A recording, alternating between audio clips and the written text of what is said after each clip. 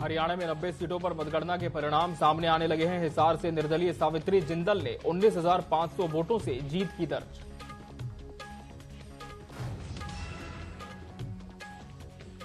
पंचकुला विधानसभा seat पर BJP का hat trick बनाने का सपना टूट गया। कांग्रेस प्रत्याशी चंद्रमोहन बिश्नोई ने 1976 वोटों से जीत हासिल की।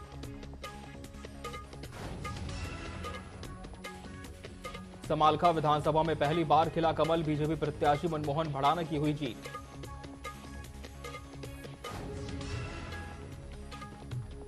कालका विधानसभा से भाजपा प्रत्याशी शक्ति रानी शर्मा ने कांग्रेस प्रत्याशी को हराकर जीत की हासिल। पानीपत ग्रामीण विधानसभा में लगातार तीसरी बार जीते महिपाल ढांडा। 14वें राउंड में बीजेपी के महिपाल ढांडा चल रहे 41,651 वोट से आगे।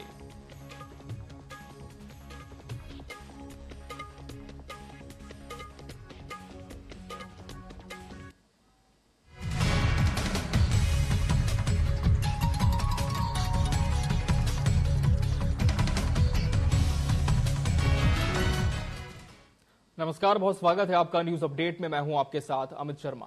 हरियाणा में विधानसभा चुनाव का रिजल्ट आ चुका है। लाडवा विधानसभा सीट से मुख्यमंत्री नायब सिंह सैनी ने जीत दर्ज की है, तो वहीं कांग्रेस के विधायक मेवा सिंह हार गए हैं। प्रदेश में एक बार फिर बीजेपी की सरकार बन रही है। हरियाणा में विधानसभा चुनाव कुरुक्षेत्र की लाडवा सीट हॉट सीटों में से एक थी, क्योंकि यहां से कार्यवाहक मुख्यमंत्री नायब सिंह सैनी ने चुनाव लड़ा। वहीं सीएम सैनी ने एसडीएम और रिटर्निंग अधिकारी लाडवा के हाथों जीत का सर्टिफिकेट लिया।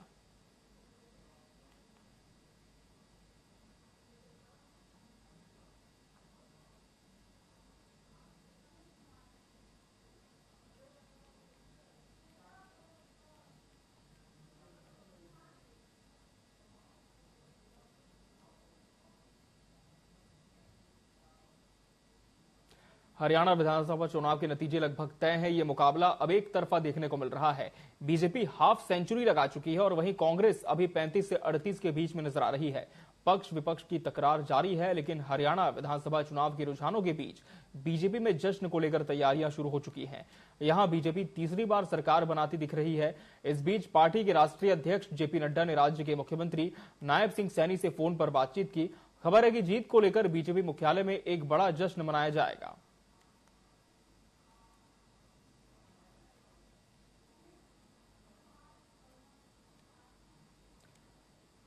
तो बीजेपी की तस्वीर आप देख रहे हैं कार्यालय के बाहर की। जीत का जश्न मनाना शुरू हो चुका है भाजपा का, और अमूमन यही तस्वीर हरियाणा के हर क्षेत्र से, हर विधानसभा से सामने आ रही है। और ग्राउंड जीरो पर क्या कुछ चल रहा है, हमारे सहयोगी भी हमारे साथ जुड़ेंगे, जिसे हम जानने की कोशिश करेंगे। हिसार का रुख कर लेते हैं, जहां से हमारे सहयोगी अमित कुमार वर्मा हमारे साथ जुड़ चुके हैं। अमित, निश्चित तौर पर हम कह सकते हैं कि 52 साल बाद कोई सरकार लगातार तीसरी बार हरियाणा में सरकार बनाती हुई नजर आ रही है। हिसार की जहां तक बात करें तो किस तरह का मुकाबला यहां पर देखने को मिला और अभी क्या माहौल है? बिल्कुल, हिसार में लगभग 7 विधानसभा सीट में से 6 का परिणाम आ चुका है और एक का आदमपुर जो सीट है बदरलाल के पोते भव्य बिश्नोई की, उस पर अभी भी पेच फंसा हुआ है और लगातार रिकाउंटिंग की लगातार मांग कर रहे हैं। लेकिन उसके पिता जो उन्होंने रिकाउंटिंग की मांग भी की, लेकिन डीसी प्रदीप दैया ने रिकाउंटिंग की मांग को नकार दिया है। अब यहाँ पर एक पोस्टल बैलेट और 2 यहाँ पर दो राउंडों की काउंटिंग होना बाकी है। उसके बाद आप जीत का तय होगा। लेकिन एक मुकाबले की बात किया जाए जिसमें 7 सीटों में से 6 का रिजल्ट आ चुका, जिस पर 2 में कांग्रेस को जीत मिली है, जबकि 3 में बीजेपी को जीत मिली है। जबकि जो हिसार की मुख्य सीट थी यहाँ पर जो सावित्री जिंदल थी, वो अपना चुनाव जीत चुकी है। इसके बाद एक सीट पर जो आदमपुर है उस पर पेज फंसा हुआ है। कुल मिलाकर यहाँ पर तो लगभग एक तरफा मुकाबले रहे। जैसे पुराना विधानसभा की बात करें, लगभग जो कांग्रेस के प्रत्याशी 27,000 वोटों से नरेश हेलवाल की जीत हुई है। उसके अलावा आदम बरुआड़ा की बात करें तो वहां पर लगभग 20 से 22,000 की बीजेपी प्रत्याशी की जीत हुई है। वही आपसी के विधायक जो बीजेपी विनोद बियाना, वहां पर भी लगभग 15 से 20 से 22,000 की जीत हुई है। वही कांग्रेस के जो प्रत्याशी नारवन दस्ती पेटवाड़, उनकी भी लगभग 20 से 22,000 वोटों की जीत हुई है। कुल मिलाकर जो मुकाबले हुए हैं हिसार जिले में, हिसार सीटों पर तो लगभग 6 परिणाम आते हैं, उसमें एक तरफा मुकाबला परिणाम रहे हैं। ऐसी कोई टक्कर नहीं लगी रहेगी एक मुकाबला कठिन हो। लेकिन जिस प्रकार से तो पहले भविष्यवाणी की गई थी, उन्हीं भविष्य के अनुसार यहाँ पर रिजल्ट देखने को मिले हैं। और वही अब तीसरी बार यहाँ पर बीजेपी सरकार बनने जा रही है, जिसमें 2 जिले के कार्यकर्ता है, बीजेपी के कार्यकर्ता है, वो लगातार खुश नजर आ रहे हैं। जी बिल्कुल। वहीं जो पूरी तरह से स्पष्टता की बात करें अमित, तो कब तक औपचारिक घोषणा नतीजों की कर दी जाएगी और किस तरह का माहौल अभी वहां पर देखने को मिल रहा है? क्या जो बीजेपी के कार्यालय है वहां पर जश्न की शुरुआत हो चुकी है? और वहीं कांग्रेस खेमे की हम बात करें तो कैसी तस्वीर वहां सामने आ पाई है?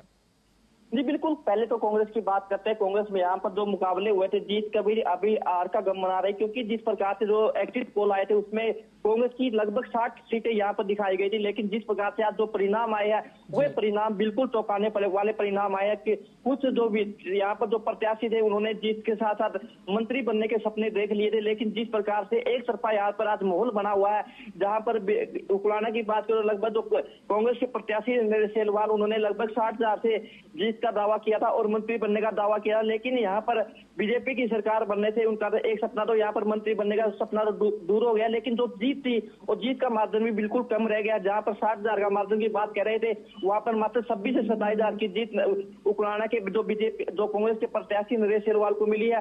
यदि जश्न की माहौल की बात किया तो लगभग ये फैसले बीजेपी के पक्ष में है। वहां पर सेक्टर 14 में स्थित बीजेपी कार्यालय पर बीजेपी कार्यकर्ताओं ने अपना जश्न मनाना शुरू कर दिया, क्योंकि बात की जाए तो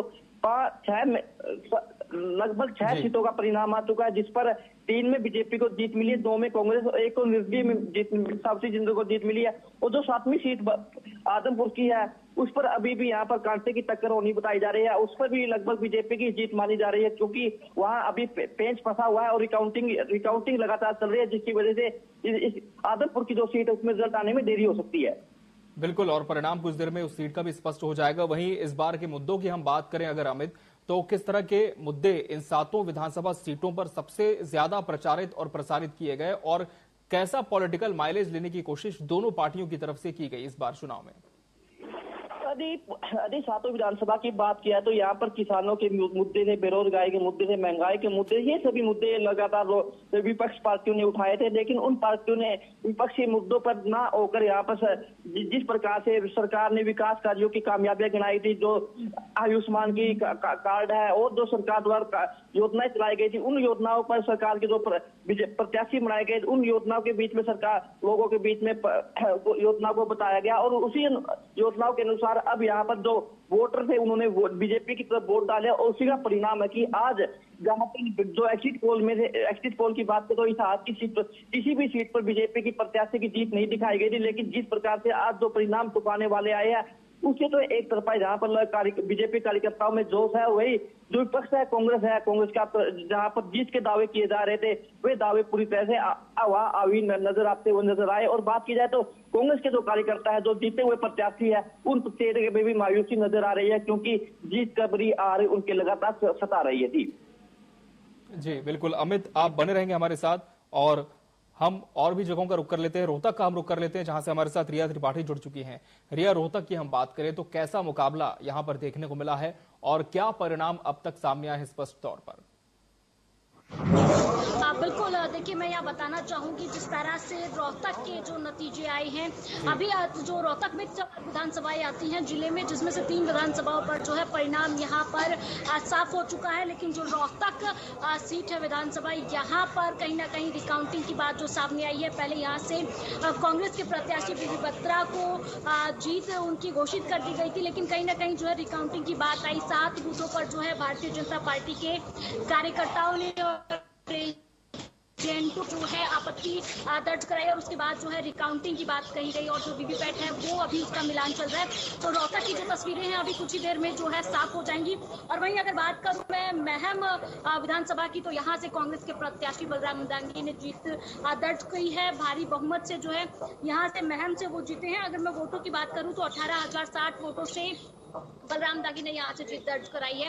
और अगर पहले राउंड की बात करें तो पहले राउंड से लेकर आखिरी तक जो है हर राउंड में बलराम दांगी यहाँ से आगे चलते रहे हैं। और ऐसा ही कुछ एक तरफा मुकाबला जो है गढ़ी सांपला किलोई में देखने को मिला, जो कि पूर्व मुख्यमंत्री भूपेंद्र सिंह हुड्डा का गढ़ भी कहा जाता है और यहाँ से लगातार वो 5 बार के जो है विधायक रह चुके हैं और एक बार फिर से उन्होंने जीत दर्ज कराई है। और जो इस बार मार्जिन जीत का रहा है वो 71,465 वोटों का जो मार्जिन रहा है, जिसे भूपेंद्र सिंह हुड्डा ने गढ़ी सांपला किलोई से जीत दर्ज कराई है। वहीं अगर हम कलानौर की बात कर लेते हैं तो कलानौर में जो है कांग्रेस पार्टी से दिग्गज नेता जो है यहाँ से शकुंतला खट्टक मानी जाती है, उन्होंने हैट्रिक लगाई है। यहाँ पर जो है चौथी बार जो है वो विधायक बनी है। और वहीं अगर बात करें तो उन्होंने कुल 11,956 वोट लिए है, जीत दर्ज कराई है 11,956 वोटों से। और तमाम जिस तरह से 10 राउंड पहले कलानौर के देखे जा रहे थे, तो वहां से भाजपा प्रत्याशी रेणु दाबला है वो 5 से 6,000 वोटों की जो है बढ़त बनाई हुई थी, लेकिन 10वें राउंड के बाद जो है वो जो बढ़त है वो घटती चली गई। और शकुंतला खटक जो है उन्होंने अपनी बढ़त बनाई और कलानौर से आउटर के एरिया में जैसे जैसे काउंटिंग होती गई तो आखिरी राउंड में शकुंतला खटक ने बढ़त बनाई और वहां से जीत दर्ज की है। अगर चारों विधानसभाओं की मैं रोहतक की बात करूं तो रोहतक से चारों विधानसभाओं पर लगभग 3 विधानसभाओं पे कांग्रेस प्रत्याशियों की जीत दर्ज की जा चुकी है। और चौथी विधानसभा जो रोहतक है, जिसको राजनीति का गढ़ कहा जाता है, अभी कुछ पेच यहाँ फंसे हुए हैं। जो तस्वीरें हैं यहाँ की साफ नहीं हुई है। हालांकि कुछ देर पहले जो है 2370 वोटों से एक बार के लिए बीबी बत्रा जो है जीत चुके हैं, ऐसी जो है घोषणा की गई थी। लेकिन कहीं ना कहीं जिस तरह से रिकाउंटिंग की बात उठाई गई है तो जो वोट का मार्जिन है वो भी कम हुआ है। लेकिन अभी तक जो है तस्वीरें हम ये नहीं कह सकते साफ है, क्योंकि जिस तरह से आदमपुर में रिकाउंटिंग की गई है और वहां से भव्य बिश्नोई की रिकाउंटिंग के बाद जीत हुई है, पहले वो वहां से नहीं जीत रहे थे। तो उस तरह की कुछ तस्वीरें हैं जो रोहतक में देखने को मिली है। तो तमाम इस तरह की तस्वीरें हैं अभी जो कार्यकर्ताओं में है। कांग्रेस कार्यकर्ताओं की अगर बात करें तो रोहतक से 3 विधानसभाओं में जैसे उन्होंने जीत दर्ज की है, तो कहीं ना कहीं जी रिया, निश्चित तौर पर तो हम कह सकते हैं कि मनीष कुमार ग्रोवर और कांग्रेस के भारत भूषण बत्रा को हम लगातार कांटे की टक्कर के बीच में देख रहे हैं। लेकिन रिकाउंटिंग के बाद और स्पष्ट हो जाएगा कि किस तरह से जो नतीजे हैं वो तब्दील हो जाते हैं और पूरी तरह से तस्वीर साफ हो जाती है। आप जुड़े रहेंगे रिया हमारे साथ। हिसार का एक बार फिर से रुख कर लेते हैं अमित कुमार का। अमित, जहां तक एक सीट की बात है, क्या अभी अंदेशा है कि कुछ देर में इसका परिणाम आ जाएगा या फिर अब भी वक्त लगेगा काउंटिंग में? जी बिल्कुल, बता दूं कि इस सीट का परिणाम बिल्कुल पूरी तरह से आ चुका है। यहाँ पर जो कांग्रेस के प्रत्याशी है चंद्र प्रकाश, उन्होंने 526 वोटों की यहाँ पर जीत हासिल की है। जिस प्रकार से अंदेशा जताया जा रहा था कि इस सीट का रिजल्ट काफी देरी से आएगा, लेकिन अभी कुछ देर पहले, कुछ मिनट पहले यहाँ पर इसका रिजल्ट यहाँ पर जिला निर्वाचन अधिकारी द्वारा किया गया, क्योंकि रिकाउंटिंग की मांग कुलदीप बिश्नोई द्वारा की गई थी। लेकिन अब कुछ ही मिनट पहले इस सीट पर कांग्रेस के प्रत्याशी की जीत हासिल हुई है। यदि कुल बात की जाए तो 7 विधानसभा सीटों का यहाँ पर हिसार जिले के अंदर रिजल्ट आ चुका है, जिस पर 3 में बीजेपी की जीत हुई है, जबकि 3 में कांग्रेस की जीत हुई है। जबकि जो हिसार सीट शहर की थी उसमें यहाँ पर निर्दलीय प्रत्याशी सावित्री जिंदल की जीत हुई है। कुल मिलाकर तो यहाँ पर 50-50 यहाँ पर मुकाबला देखने को हिसार में मिला है। लेकिन यदि पूरी बात करें तो इसमें बीजेपी कार्यकर्ता काफी खुश हो गए, क्योंकि उनकी राज्य के अंदर सरकार होगी और यहाँ पर जो केंद्र में है वो भी बीजेपी की सरकार होगी। जी बिल्कुल, अमित जुड़े रहेंगे। एक बार फिर से रोहतक का रुख कर लेते हैं। रिया, जहां तक कांग्रेस की जीत की बात है, काफी सीटों पर आपने बताया कि कांग्रेस का अच्छा प्रदर्शन रहा है, लेकिन इसके पीछे जो बड़े फैक्टर्स हैं वो क्या निकल करके सामने आए? क्योंकि जैसे कि अमित हिसार की बात बता रहे थे कि वहां कहीं ना कहीं एक किसानों का फैक्टर बहुत काम कर रहा था, लेकिन क्या रोहतक में भी यही फैक्टर देखने को मिला? बिल्कुल, देखिए यहाँ पर अगर मैं बात करूँ तो जो यहाँ कलानौर में अगर फैक्टर की बात की जाए तो कलानौर में काफी समस्याएं हैं, उनको लेकर कांग्रेस पार्टी ने अपने घोषणा पत्र में, मैनिफेस्टो में जिस तरह से घोषणाएं की थी, कहीं ना कहीं वो भी एक कारण रहा है जो मैनिफेस्टो में उनकी घोषणाएं थी। और साथ ही जो यहाँ पानी निकासी की समस्या जो है वो एक बड़ा फैक्टर है, यहाँ का एक मुद्दा है। सड़कों की जो व्यवस्था है वो यहाँ एक मुद्दा है, पीने के पानी का जो मुद्दा है, तमाम ऐसे मुद्दे हैं जिनके जो है इस बार कांग्रेस पार्टी की बढ़त हुई है।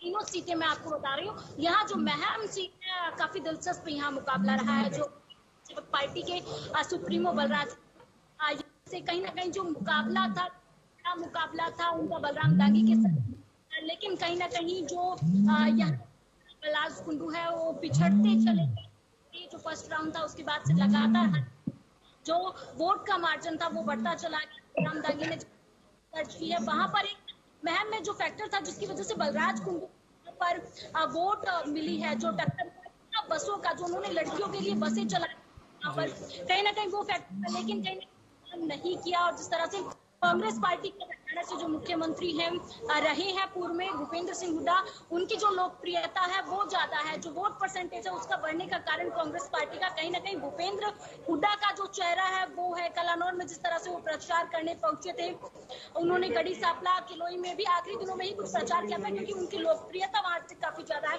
और जो गढ़ी सांपला किलोई का एक मेन फैक्टर यह है कि वो सीएम का चेहरा है। कांग्रेस पार्टी जिस तरह से लगातार कर रही थी कि हम पूर्ण बहुमत से सरकार बना रहे हैं, 60 से ऊपर जो सीटें आ रही है, जो पोल था, लेकिन कहीं ना कहीं वो सारी चीज विपरीत दिखाई दे रही है, जिसकी वजह से कहीं ना कहीं कांग्रेस के कार्यकर्ताओं में हताशा भी है, लेकिन में जो प्रदर्शन है वो काफी बेहतर जो है कांग्रेस पार्टी का रहा है। बिल्कुल, तो इन सीटों पर हम कह सकते हैं कि कांग्रेस ने काफी अच्छा प्रदर्शन किया है और जो जमीनी मुद्दे हैं उन्हें भांपने की बहुत अच्छी कोशिश कांग्रेस की रही। रिया, आप जुड़े रहेंगे हमारे साथ। अमित, आपका बहुत शुक्रिया हमसे जुड़ने के लिए और हिसार का पूरा अपडेट देने के लिए। हमारे साथ एक और सहयोगी जुड़ चुके हैं मेवात से, कासिम खान। कासिम, अगर मेवात की हम बात करें तो यहाँ पर क्या सभी जो चरणों की काउंटिंग है वो पूरी हो चुकी है और अभी नतीजे क्या हैं जो स्पष्ट तौर पर अब सामने आ गए हैं? देखिए, काउंटिंग की अगर हम बात करें तो नुहू जिले की 3 विधानसभा सीटें हैं, जिनमें नुहू 79, फिरोजपुर जरका 80 और पुनाना 81 सीट शामिल है। तीनों विधानसभा सीटों की काउंटिंग पूरी हो चुकी है। यहाँ तीनों कांग्रेस के उम्मीदवार विजयी घोषित हुए हैं। नुहू से आफ्ताब अहमद ने तकरीबन 45-46 हजार वोटों से जीत दर्ज की है। मामन खान इंजीनियर फिरोजपुर जरका से, जो नुहू हिंसा के आरोपी भी रहे हैं, प्रदेश में सबसे बड़ी जीत उनकी हुई है। तकरीबन 98,000 वोटों से उन्होंने जीत दर्ज की है। और इसके अलावा मोहम्मद इलियास, जो पुनाना से कांग्रेस के विधायक थे, उनको भी तकरीबन 31,000 वोटों से जीत मिली है। तो तीनों ही सीटें 2019 में भी और 2024 में भी कांग्रेस के हिस्से में आई हैं। तीनों यहाँ से जीत दर्ज कर चुके हैं। पूरी तरह से शांतिपूर्ण मतगणना यहाँ पर हुई है। सुरक्षा के यहाँ कड़े चाक चौबंद व्यवस्था की गई थी। जहां तक खुशी की बात है तो तीनों कांग्रेस के नेताओं के समर्थकों ने आतिशबाजी चला करके खुशी जाहिर की है। हालांकि कहीं ना कहीं कार्यकर्ता मायूस जरूर हैं, क्योंकि भारतीय जनता पार्टी की जो सरकार है वो स्पष्ट बहुमत के साथ सरकार बनाती हुई नजर आ रही है। तकरीबन 48 सीटें भारतीय जनता पार्टी के खाते में गई हैं और तकरीबन 37 सीटें अब तक कांग्रेस को मिलती हुई दिखाई पड़ रही हैं। हालांकि चुनावी नतीजों से पहले पूर्व मुख्यमंत्री भूपेंद्र सिंह हुड्डा हों, कुमारी शैलजा हों, बड़े दावे किए थे कि 2/3 बहुमत के साथ हम सरकार बनाने जा रहे हैं।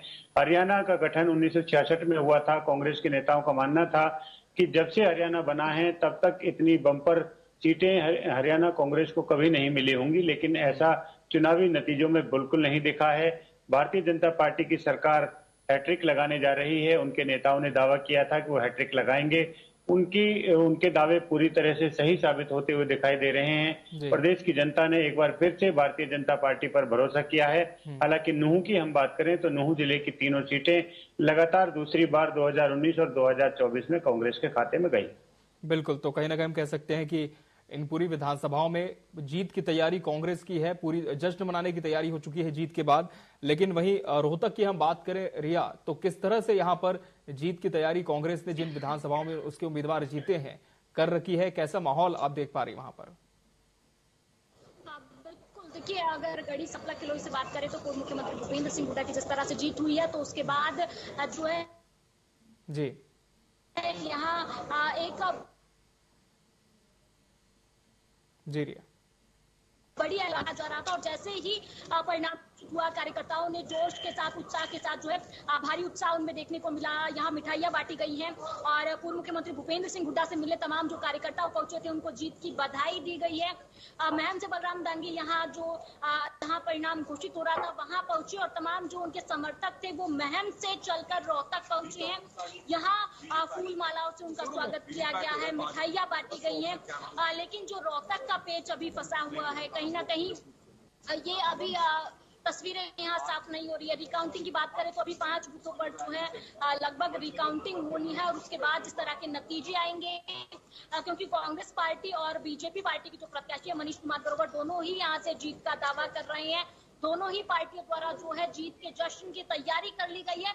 लेकिन अब जो तस्वीरें सामने आएगी उसके बाद पता चल पाएगा कि जो जीत का जश्न है आखिर कौन यहाँ से मनाता है। तस्वीरें किस तरह की रोहतक की निकलकर सामने आती हैं। बाकी जो रोहतक की जिस तरह से मैंने पहले भी बात की, तो कांग्रेस का प्रदर्शन अच्छा रहा है, लेकिन प्रदेश स्तर पर अगर बात करें तो कहीं ना कहीं भारतीय जनता पार्टी बहुमत में दिखाई दे रही है। लगभग 30 से 31 सीटों पर जो है जीत दर्ज करा चुकी है और वहीं 18 से 19 सीटों पर जो है भारतीय जनता पार्टी हुई है प्रदेश में। जी, तो कुल मिलाकर हम कह सकते हैं कि तस्वीर अब तो पूरी तरह से स्पष्ट हो चुकी है। सभी जो दावे थे वो भी अब सामने आ चुके हैं कि किसके दावे में कितना दम था। आप दोनों का बहुत शुक्रिया हमसे जुड़ने के लिए और सीधा रुख कर लेंगे दिल्ली का, जहां से वरिष्ठ पत्रकार प्रदीप कुमार हमारे साथ जुड़ चुके हैं। प्रदीप जी, बहुत स्वागत है आपका। प्रदीप जी, जिस तरह के नतीजे सामने आए हैं, क्या मानकर चल रहे हैं? क्या इन नतीजों की उम्मीद थी पहले से और बीजेपी की जीत का इस हैट्रिक का बड़ा फैक्टर आप क्या मानते हैं? देखिए, सबसे बड़ी बात तो इसमें ये देखने को है कि कांग्रेस ने ये चुनाव एक जिसको कहते हैं कि एक जीत कांग्रेस जीत सकती थी, लेकिन कांग्रेस के अंतर कलह इतने बढ़ गए थे और कांग्रेस ने इस चुनाव को एक तरह से अति आत्मविश्वास में ले लिया। और जिस हिसाब से कांग्रेस का जो अति आत्मविश्वास है वो भाजपा के लिए टॉनिक का काम किया, क्योंकि भाजपा के पक्ष में इस टाइम पे जो चीजें आई वो ये थी कि 9.5 साल का खट्टर साहब का शासन और उसके बाद सैनी साहब का जो कार्य करने का तरीका था, इसको लेके पब्लिक के बीच में जाना बहुत आसान नहीं होता। 10 साल के कार्यकाल के बाद पब्लिक के बीच में जाना और फिर जीतना, और ये जीत ऐसी जीत की जिस हिसाब से रुझान आ रहा है, जिस हिसाब से बढ़त लग रही है कि ये 2014 से भी बड़ी जीत हो सकती है। तो ये मान के चलिए कि कांग्रेस ने अपना मैदान, अपने जो खोदे हुए गड्ढे थे इतने गहरे कर दिए कि उनसे उबर नहीं पाए जी।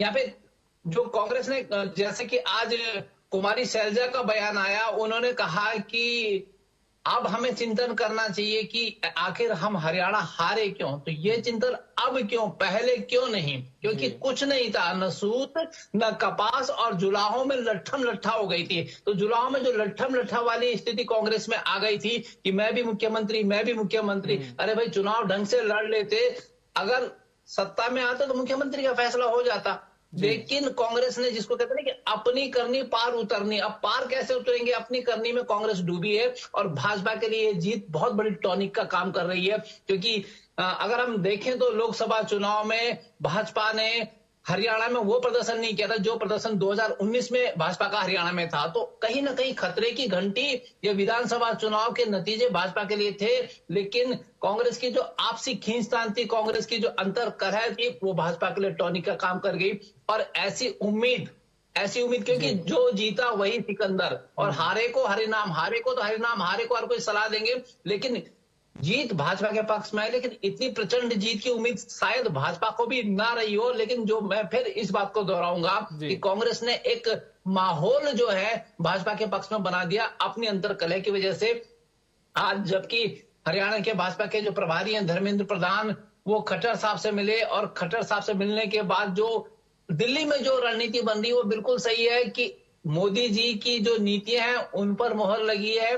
और तीसरी बार जो है कि भाजपा का आना हरियाणा में, क्योंकि मुद्दे बहुत थे, मुद्दे किसानों के थे, मुद्दे पहलवानों के थे, मुद्दे जवानों के थे, अग्निवीर से लेके क्या क्या नहीं हुआ हरियाणा में, सारी चीजें हुई, लेकिन वोट में तब्दील नहीं कर पाया विपक्ष। और आप देखिए कि इस तरह से अपने एक आयोजन में दिल्ली के पूर्व मुख्यमंत्री और आम आदमी पार्टी के मुखिया अरविंद केजरीवाल ने यहां तक कह दिया कि किसी भी चुनाव को हल्के में नहीं लिया जाना चाहिए। तो इशारों में उन्होंने कांग्रेस को बता दिया कि हरियाणा में हमारे साथ गठबंधन न करने का क्या खामियाजा आपने भुगता है। और इशारों में आम आदमी पार्टी के जो नेता हैं उन्होंने ये भी बता दिया कि दिल्ली में जो चुनाव है उन चुनाव को आम आदमी पार्टी कैसे लेने जा रही है, क्योंकि दिल्ली में एमसीडी में जो स्थिति है आम आदमी पार्टी के, दिल्ली में जो प्रदेश में जो स्थिति की सरकार जो है, तो खास तौर पे कांग्रेस के जो अंतरकला है वो कांग्रेस के लिए तो चिंतन का विषय है ही। जैसे कुमारी शैलजा ने कहा कि हमें इस पे सोचना पड़ेगा, लेकिन और जो राज्यों में चुनाव है उनके लिए भी सोचने की बात है। और खास तौर पर भारतीय जनता पार्टी के लिए हरियाणा का नतीजा एक बहुत बड़े टॉनिक का काम करेगा, क्योंकि आने वाले दिनों में झारखंड है, आने वाले दिनों में बिहार है, महाराष्ट्र है, इन राज्यों में जो चुनाव होंगे वहां भाजपा को हरियाणा की जीत ने, हरियाणा के इन नतीजों ने टॉनिक का काम किया। बिल्कुल, और उम्मीद यही है कि आत्मविश्वास रहे, अति आत्मविश्वास में ये जो नतीजे हैं वो तब्दील ना हो। और 52 साल बाद हम कह सकते हैं प्रदीप जी की कोई सरकार हैट्रिक लगाने में हरियाणा में कामयाब हुई है। फिलहाल देखना होगा कि ये जो आशीर्वाद मिला है सरकार को, जो प्रचंड बहुमत मिला है, किस तरह से लोगों को भी इसका लाभ मिलता है, प्रदेश की जनता को। बहुत शुक्रिया प्रदीप जी आपका हमसे जुड़ने के लिए। तो निश्चित तौर पर भाजपा खेमे में जहां खुशी का माहौल है, वहीं कांग्रेस इस वक्त चिंतन की मुद्रा में आ चुकी है। अब सारे नतीजों पर गौर किया जाएगा और एनालिसिस किया जाएगा कि आखिर हारे तो किन कारणों से हारे। और बीजेपी के लिए भी कहीं ना कहीं अब जिम्मेदारी और बढ़ चुकी है, क्योंकि जनता ने एक बार फिर से चुनकर सत्ता में बैठा दिया है। तो उनकी उम्मीदों पर खरा उतरना भी कहीं ना कहीं हम कह सकते हैं कि बीजेपी के लिए एक बड़ी चुनौती साबित होगी।